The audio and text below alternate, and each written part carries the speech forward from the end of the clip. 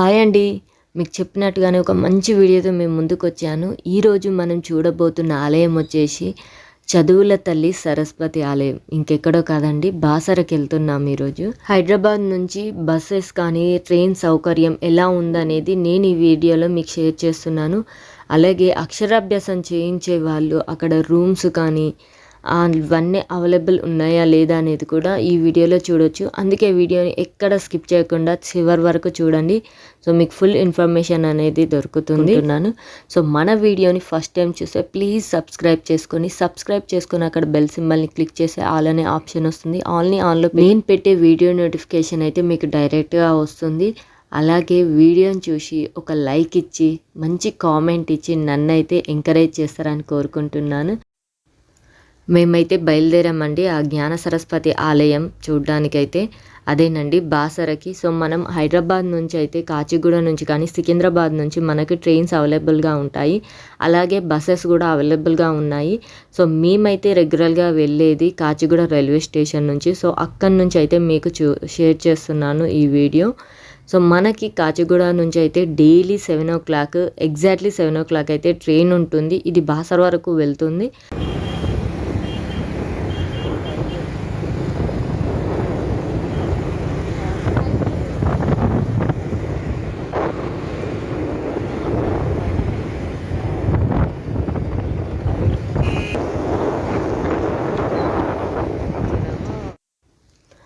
బస్లో వెళ్ళాలనుకుంటే మనకి హైదరాబాద్ నుంచి నిజామాబాద్ వరకు అయితే బస్ సౌకర్యం ఉంది.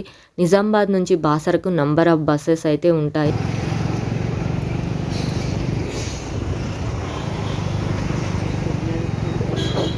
మనం కాచిగూడ రైల్వే స్టేషన్కి దగ్గరగా ఉన్నాము. మీకు ఇక్కడ కనబడుతుంది కదా లెఫ్ట్ సైడ్, ఇది శ్యామ్ మందిర్ కాచిగూడ రైల్వే స్టేషన్ దగ్గర ఉంటుంది. చాలా బాగుంటుంది ఈ ఆలయం. వీలైతే ఒకసారి అయితే విజిట్ చేయండి.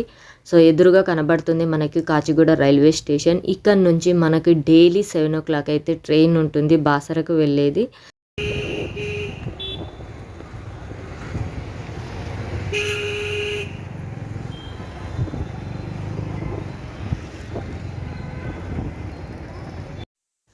పండగ సీజన్ కాబట్టి చాలా పబ్లిక్ అయితే ఉన్నారు. అందుకని కాచిగూడ స్టేషన్లో మీకు టికెట్ కౌంటర్ అవన్నీ చూపించలేకపోయాను. సో మనమైతే వెళ్ళే ట్రైన్ ఇదేనా.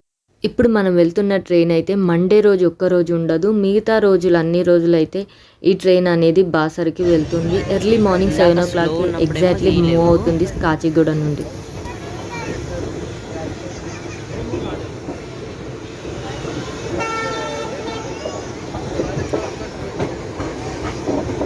ట్రైన్లో బయలుదేరితే మనకి 5 to 5.5 hours అయితే జర్నీ పడుతుందండి బాసర్కి రీచ్ అయ్యేసరికి. ఎగ్జాక్ట్లీ ఈ ట్రైన్లో వెళ్తేనైతే మార్నింగ్ మనం 7 o'clock మూవ్ అయ్యాం కాబట్టి బాసర్కి రీచ్ అయ్యేసరికి 11-11:30. లేదు ట్రైన్లో టైం ఎక్కువ పడుతుంది అనుకుంటే మీరు బస్ కూడా వెళ్ళొచ్చు. మనకి బాసర్కి డైరెక్ట్ కాకుండా నిజామాబాద్ నుంచి అయితే నెంబర్ ఆఫ్ బస్సెస్ ఉంటాయి. సో హైదరాబాద్ నుంచి మనం నిజామాబాద్ వరకు బస్సు వెళ్ళి అక్కడి నుంచి నిజామాబాద్ నుంచి బాసరకు అయితే వెళ్ళొచ్చు. మినిమం 4.5 hours అయితే రీచ్ అవుతాము. బాసరకు అయితే వచ్చేసామండి. ఇదే బాసర గోదావరి నది, చూడండి ఎంత బాగుందో.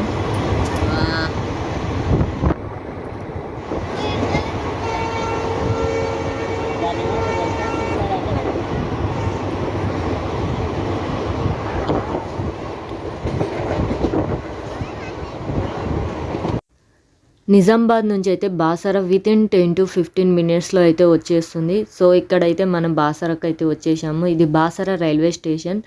సో మనకి ఇక్కడ ఫస్ట్ ప్లాట్ఫామ్ మీదనే ట్రైన్ అనేది ఆగుతుంది ఎప్పుడు కూడా. సో బయట అయితే చూడండి ఎంత క్లౌడీగా ఉందో. సో బాసర సరస్వతి దేవి దగ్గరికి చాలామంది దర్శనానికి వస్తారు.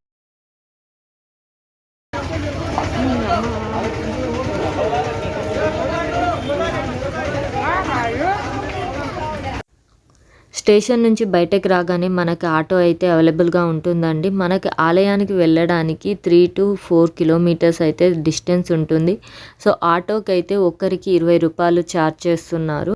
రైల్వే స్టేషన్ నుంచి మనం ఆలయానికన్నా ముందు గోదావరి ఘాట్కి అయితే వెళ్ళాల్సి ఉంటుంది. గోదావరి ఘాట్కి వెళ్ళేసి తలస్నానం చేసేసుకొని అక్కడికి నుంచి మళ్ళీ ఆలయానికి వెళ్ళాల్సి ఉంటుంది. సో మనం ఇప్పుడైతే గోదావరి ఘాట్కి వెళ్ళిపోతున్నాము డైరెక్ట్గా. మనం గోదావరి ఘాట్కి అయితే వచ్చేసాము. మనకి ఇక్కడ టిఫిన్స్ చేసుకోవడానికి హోటల్స్ అయితే నెంబర్ ఆఫ్ ఉంటాయి. సో మీరు హ్యాపీగా టిఫిన్స్ అన్నీ చేసేసుకోవచ్చు. మళ్ళీ ఆలయానికి వెళ్తే కొంచెం ఇబ్బంది అవుతుంది. అక్కడ టిఫిన్స్ ఉంటాయి కానీ అంత టేస్టీగా ఉండవు. ఇక్కడ టేస్ట్ వైజ్గా చాలా బాగుంటుంది. సో ఇవన్నీ మనకి హోటల్సేనండి. సో స్ట్రైట్గా వెళ్ళేసరికి మనకి గోదావరి అమ్మవారు అంటే గంగాదేవి స్టాచ్యూ కనపడుతుంది. లెఫ్ట్ సైడ్ వచ్చేసి ఇదంతా గోదావరి. ఎంత బాగున్నాయి చూడండి. వాటర్ కూడా చాలా ఫ్రెష్గా ఉన్నాయి. తలనీలాలు ఇవ్వాలనుకున్న ఇక్కడే గోదావరి ఘాట్ దగ్గరనే ఇస్తారండి. లెఫ్ట్ సైడ్ అంటే గోదావరికి లెఫ్ట్ సైడ్ తలనీలాల సెంటర్ అయితే ఉంటుంది. అలాగే స్నానాలు చేసిన వాళ్ళు బట్టలు మార్చుకోవడానికి లేడీస్కి జెంట్స్కి రైట్ సైడ్ అయితే రూమ్స్ అవైలబుల్గా ఉంటాయి. సో తర్పణాలు వదిలే వాళ్ళు కూడా ఇక్కడ వదులుతూ ఉంటారు. గోదావరిలో స్నానం చేసిన తర్వాత ఇక్కడ అమ్మవారు వచ్చేసి గంగాదేవి ఇక్కడికి వచ్చి దీపాలు వెలిగిస్తూ ఉంటారు. కోరుకున్న కోరికలు ఏమన్నా ఉంటే నెరవేరుతాయంట. మీరు ఒకసారి ట్రై చేయాలనుకుంటే ట్రై చేయండి. ఇదంతా షాపింగ్ ఏరియా. మీకు బుక్స్ అంటే ఆలయానికి తీసుకెళ్లాల్సిన బుక్స్, పెన్స్, ఇంకేమన్నా వస్తువులు కావాలనుకుంటే ఇక్కడ ఉంటాయి. అంతేకాదు ఇక్కడ ఒక పురాతన శివాలయం కూడా ఉంటుంది పైన. చాలా బాగుంటుంది. ఒకసారి వెళ్ళండి. ఘాట్ నుంచి అయితే మనం ఆలయానికి వచ్చేసాము. ఆలయానికి రావడానికి ఆటో వారు ఒక్కొక్కరికి 20 రూపాయలు ఛార్జ్ చేస్తున్నారు. సో మనం ఏమైనా సామాన్లు తెచ్చుకుంటే ఇక్కడ పెట్టుకోవచ్చు. ఒక్క రోజులోనే ఇంటర్ని దర్శనం చేసుకునే వాళ్ళకైతే ఇది చాలా మంచి ఫెసిలిటీ. అమ్మవారి దర్శనానికి అయితే వెళ్తున్నాము. మీరు అక్షరాభ్యాసం చేయించుకోవాలనుకున్న వాళ్ళు మనకి బయటనే అన్నీ దొరుకుతాయండి. అక్షరాభ్యాసం టికెట్ కూడా తీసుకోవాల్సి ఉంటుంది. దర్శనానికి అయితే ఫ్రీ దర్శనం ఉంటుంది. పబ్లిక్ ఎక్కువ ఉన్నప్పుడు మాత్రం టికెట్ కూడా ఉంటుందండి. సో మనమైతే ఇక్కడ ఫ్రీ దర్శనానికే వెళ్ళాము. తొందరగానే దర్శనం అయితే అయిపోయింది. ఇది అంతా ఆలయం లోపల అండి. మనకైతే లోపలికి ఫోన్స్ అవైలబుల్ లేవు. అంటే దర్శనం మట్టుకి ఫోన్స్ అవైలబుల్ లేవు. తర్వాత గర్భాలయం నుంచి బయటకు వచ్చిన తర్వాత మనం వీడియోస్, ఫొటోస్ అన్నీ తీసుకోవచ్చు.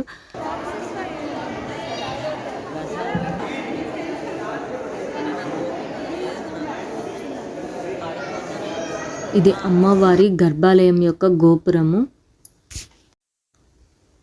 బాసర్లో వ్యాస మహర్షి తపస్సు చేసిన గృహ ఇప్పటికీ ఉంది. అది చాలా బాగుంటుంది. కంపల్సరీ అయితే విజిట్ చేయండి. ఇక్కడ మీకు వ్యాస మహర్షి గృహకి వెళ్తూ ఉంటే మధ్యలో మహాకాళి ఆలయము, గోశాల అనేవైతే దర్శనం ఇస్తూ ఉంటాయి. సో మేము వెళ్ళే టైంకి అయితే టైం అయిపోయింది కాబట్టి ఆలయాలు అనేది క్లోజ్ చేసి ఉన్నాయి. గోశాలలో అయితే గోవులు అనేది ఇప్పుడు ప్రస్తుతం లేవు అక్కడ. కానీ వ్యాస మహర్షి గృహ అయితే చాలా బాగుంటుంది. ఆ జ్ఞాన సరస్వతి అమ్మవారి గురించి ఈ పవిత్ర స్థలంలో ఆ వ్యాస మహర్షి అయితే తపస్సు చేశాడు. ఇప్పుడు ఆ గృహకే వెళ్తున్నాము. సో అదే గృహకి వెళ్ళే రూట్ అండి ఇదంతా. సో ఇక్కడికి వెళ్ళాలంటే కొంచెం కాలినడకన వెళ్ళాల్సిందే, మెట్లెక్కాల్సి ఉంటుంది. చాలా బాగుంటుంది గృహ. తప్పకుండా అయితే విజిట్ చేయండి. వ్యాస మహర్షి ఉన్న కొండపైకి ఎక్కుతుంటే మనకు నిజామాబాద్ సిటీ మొత్తం కనబడుతుంది. అలాగే ఆలయం కూడా చాలా బాగుంటుంది. కొండ గృహలో ఉంటాడు ఈ వేదవ్యాస మహర్షి. గృహలో వ్యాస మహర్షి అలాగే సరస్వతి దేవి విగ్రహాలు అయితే ఉంటాయి. గృహ లోపలికి వెళ్ళడానికి అయితే ఇక్కడ టికెట్ తీసుకోవాల్సి ఉంటుంది. టికెట్ వచ్చేసి ఒక్కొక్కరికి 5 రూపాయలు ఛార్జ్ చేస్తున్నారు. గృహ లోపలికి 5 నుంచి 6 మాత్రమే అలో చేస్తారు. ఎందుకంటే గృహం మొత్తం చిన్నగా ఉంటుంది. కూర్చొని వెళ్ళవలసి ఉంటుంది.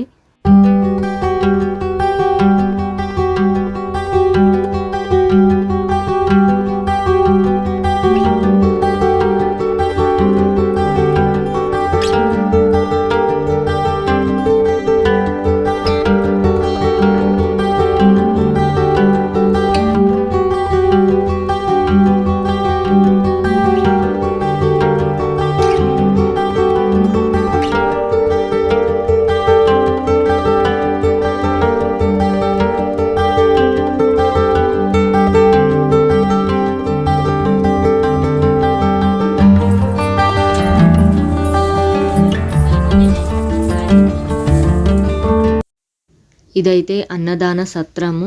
ఇది ఆలయానికి 1/2 కిలోమీటర్ దూరంలో ఉంటుంది. అమ్మవారి ప్రసాదంగా అన్నదానాన్ని స్వీకరించాలనుకుంటే ఇక్కడికి వెళ్ళవచ్చు. కానీ టైం అయితే పడుతుంది.